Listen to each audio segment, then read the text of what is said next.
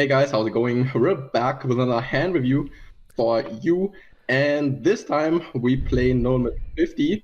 As you can see, we are in undergun, we open raise ace-jack suited, and the cutoff flat calls. This is definitely interesting because in general, the cutoff should 3-bet nearly always, and most of the time he is going to 3-bet.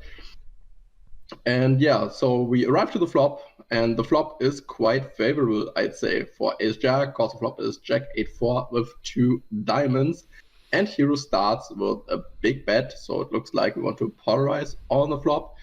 But when we look at this board texture, we should realize that this is not the best board texture for our open raise range. Or what do you think, Coldsmile?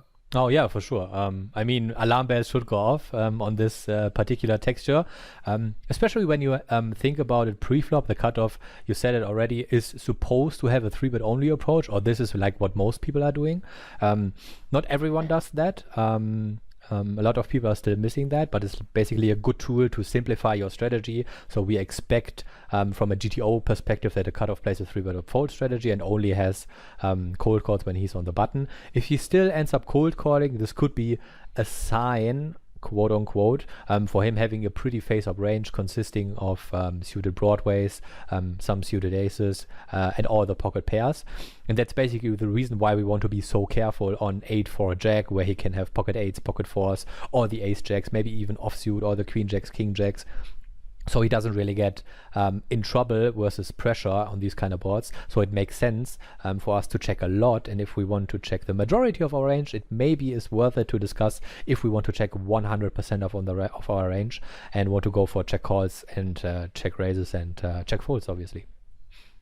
Yeah, then also villain has the opportunity to bluff flop, right? So we can extract more value with ace-jack in those situations. Yeah, for sure. So this sizing, I think, is not a thing in theory, going for big bets, even though when you are out of position, mostly small sizings are being used if you want to bet.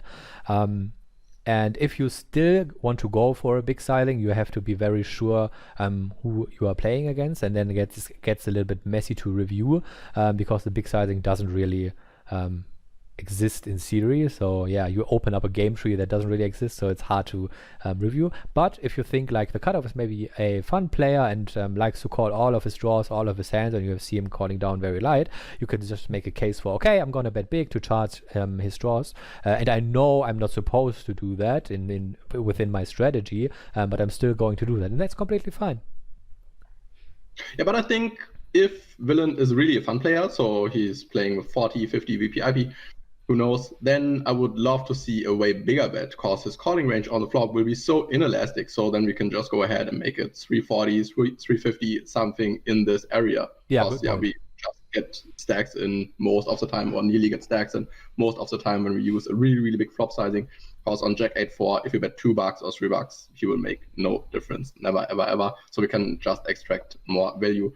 But yeah, like you mentioned, most of the time on this board texture, hero has no clue that he should play check only on this board texture, and yeah, that's important on all the board textures that basically favor your opponent when he has all the strong hands. Yeah, there's a pretty good guideline to it with single raise pots out of position. I always advise that.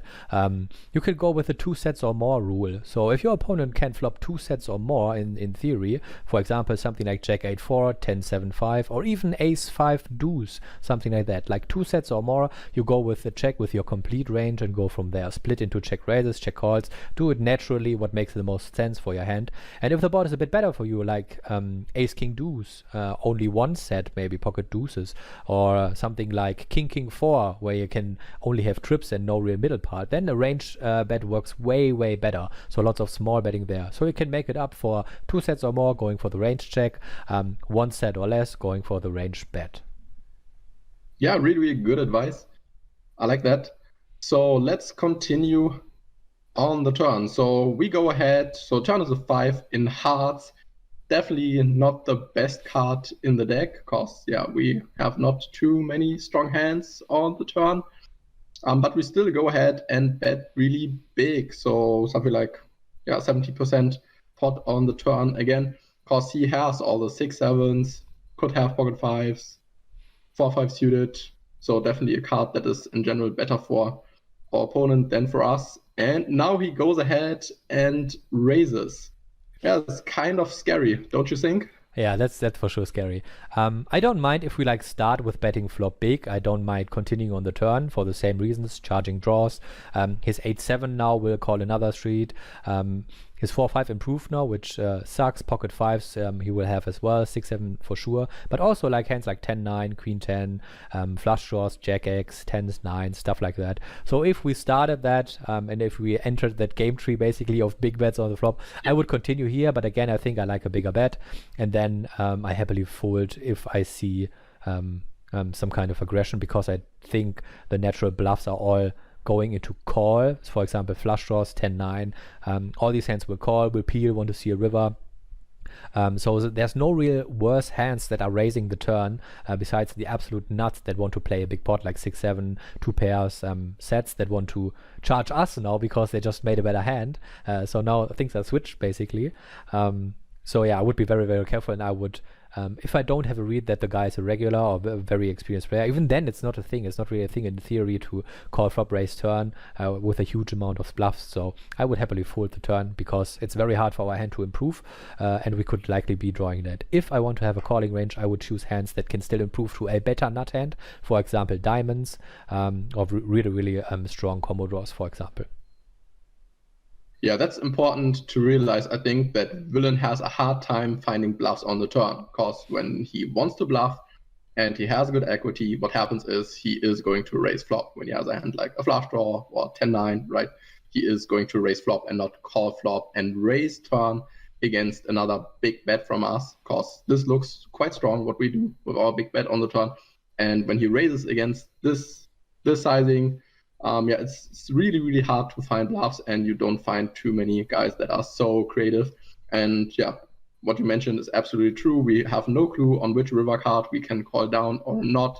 We can never improve. If we are dead, we are probably drawing that most of the time.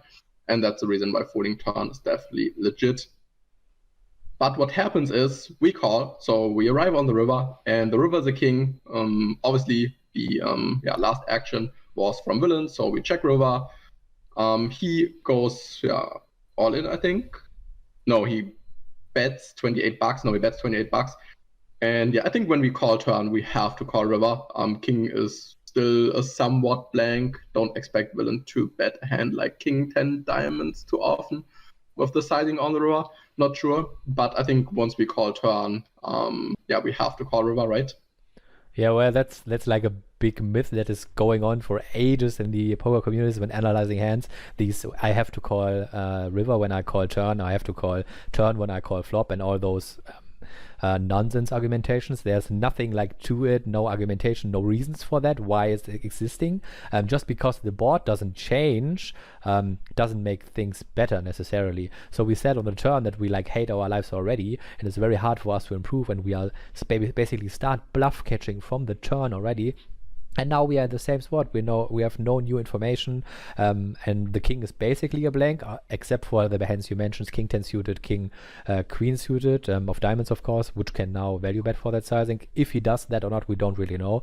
But yeah, it's the same situation as we said. We said we want to fold turn for that reason, and for the same reason, I would fold river.